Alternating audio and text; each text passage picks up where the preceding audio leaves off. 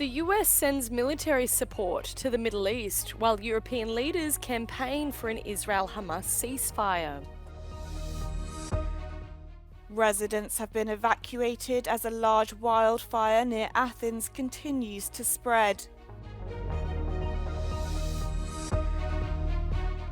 Wildfires threaten ancient national park in Bosnia.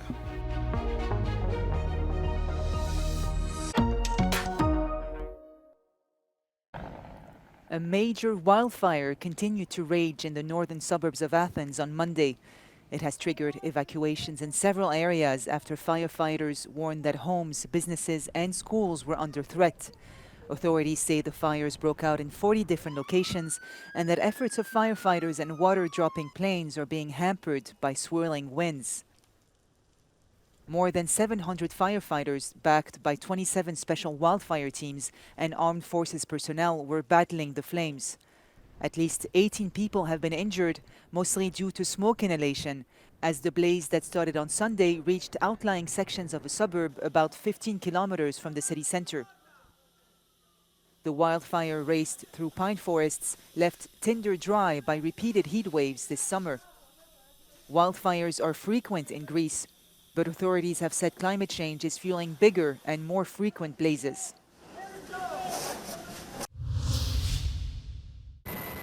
US defense officials have ordered a guided missile submarine and large aircraft carrier to be sent quickly to the Middle East. It comes as the Israel-Hamas war threatens to turn the entire region into a combat zone, with Israeli Defense Minister Yoav Gallant saying Israel is in a state of preparedness from strikes by Lebanon and Iran. בימים של דריכות ושל כוננות. האיומים מטהרן וגם מביירות עלולים להתממש. וחשוב להסביר לכולם שמוכנות, היערכות וכוננות הם לא מילים נרדפות לפחד ולאיזשהו פאניקה. Thousands of Palestinians fled the southern Gaza city of Khan Yunis after Israel ordered another evacuation, according to local press. Meanwhile, German, French and British leaders endorsed another ceasefire deal aiming to end the 10-month war. Ukraine has claimed control of more than 28 settlements in and about 1,000 square kilometers of Russian territory as Kyiv presses its biggest cross-border incursion. Army Chief Oleksandr Syrskyi says Ukraine continues to conduct the operation in the Kursk region 7 days after it began. His claims were backed up by the governor of the Kursk region, who acknowledged that Ukrainian mobile groups advanced 12 kilometers deep and 40 kilometers wide into Russian territory. The Institute for the Study of War, ISW, says that Ukraine's operation in Kursk has allowed forces there to at least temporarily seize the battlefield initiative in one area of the front line. They say it has forced the Kremlin and Russian military command to react and redeploy forces to the sector, where Ukrainian forces have launched attacks. Russia has seen previous incursions into its territory, but the foray into the Kursk region marks the largest attack on its soil since World War II. Meanwhile, local authorities say Russian forces continue to pressure Ukrainian forces in eastern Ukraine and that the Russian military command has not pulled back troops there. A Russian dissident released from prison following the historic prisoner exchange between Moscow and Washington is planning to marry her girlfriend. Sasha Skotchelenko and Sonia Subotina were not able to wed in their home country of Russia, but they now live in Germany, a country that recognizes same-sex marriage. Знакома с очень многими партнерками других политзаключенных. Чаще всего это девушки, которые ждут своих мужчин. И очень частая ситуация, когда они женятся прямо в СИЗО или в колонии, так можно, и это дает им право на длительные свидания. Это дает право чаще получать звонки, кратковременные свидания, потому что их статус, он какой-то определенный перед государством. Но у нас такой возможности, конечно, никогда не было.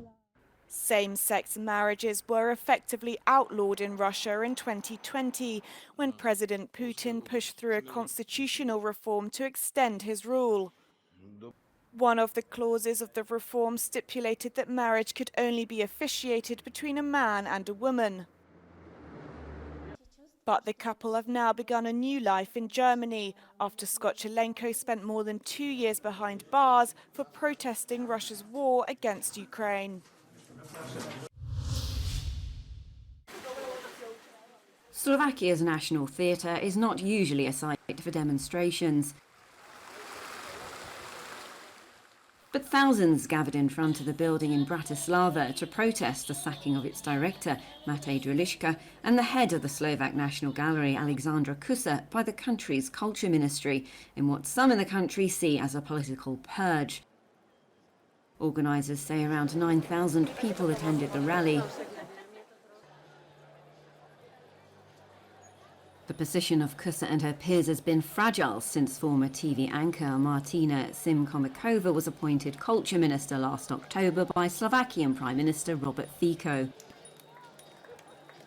Fico recently made his first public appearance since surviving an assassination attempt on the 15th of May.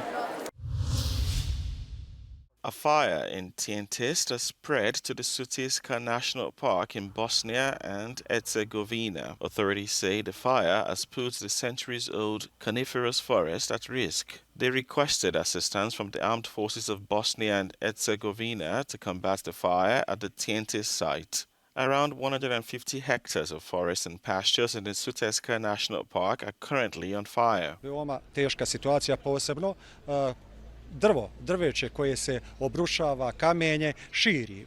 Tereni gdje ugasimo požar, posle par minuta ponovo se moramo vraćati na taj dio zato što se radi o veoma strmitim predjelima, kanjonima gdje se tiskanje tog drveća s koje sagorijeva ponovo aktivira.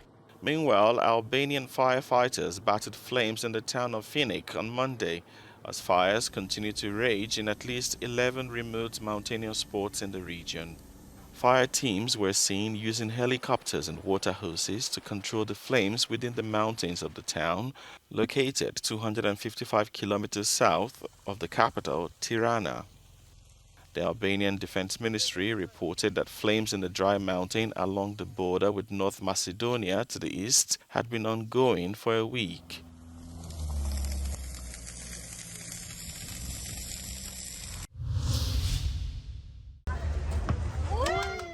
This is Excess Land, one of Sziget's festival's most unique venues.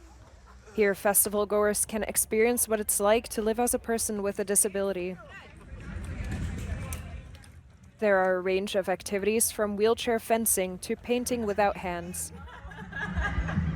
I like this experience. It's fun to try something else, but it also makes you realize, wow, without my hands, it's really hard to do something like in daily life. It would be, really easy, and you don't think about that in daily life. As well as providing entertainment, the participating NGOs also aim to shape the attitudes surrounding disability. Az egyik legfontosabb célunk, hogy a tabukat ledöntögessük az emberekben, és hogyha legközelebb találkoznak egy fogyatékossággal élő személlyel, akár az utcán, akár a munkahelyen, vagy az iskolában, vagy bárhol, akkor egy más szemüvegen keresztül ismerjék meg őket, egy más szemüvegen keresztül nézzék meg őket. The games range from individual activities to dual and larger group sports. Excess Land offers a different take on these popular sports and activities. Playing brings both people together while simultaneously benefiting the NGOs. Én ilyen mezei önkéntesként kezdtem, mert a suliban hirdették, hogy van egy ilyen lehetőség, és maga az egész alapítványos lelkület az így úgy magával ragadott, hogy mondom, úristen, én ezzel most már életem végéig foglalkozni akarok, úgyhogy igazából így most már ez a munkahelyem. The most popular activities include 2 obstacle courses by the I Won't Give Up Foundation. One is a wheelchair obstacle course and the other is a maze where participants need to find the exit blindfolded. Honestly, at the beginning I thought I was doing very well, but after you go to the very small spaces, I was completely lost.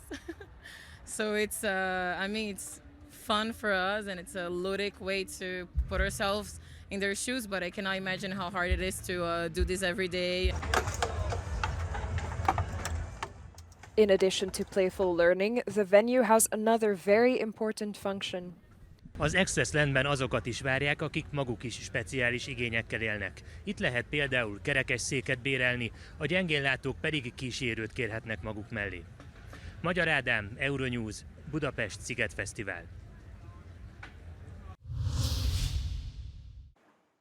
A sarcophagus being used as a bar at a Black Sea resort near Varna is a genuine Roman-era artifact, according to archaeologists, found on a beach in St. Constantine last month. Experts say it dates back to the 2nd century CE. Вече сме абсолютно сигурни, че става дума за автентичен саркофаг от римската епоха.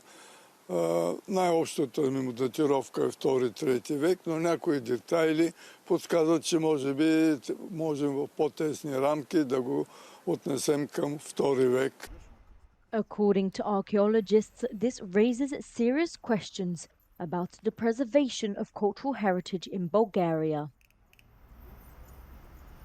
Всеки предмет, който има археологическа стойност, независимо къде и кога и от кого е намерен, принадлежи на държавата. The ancient artifact has been transported for storage in the Varna Archaeological Museum, where it will further be examined by experts.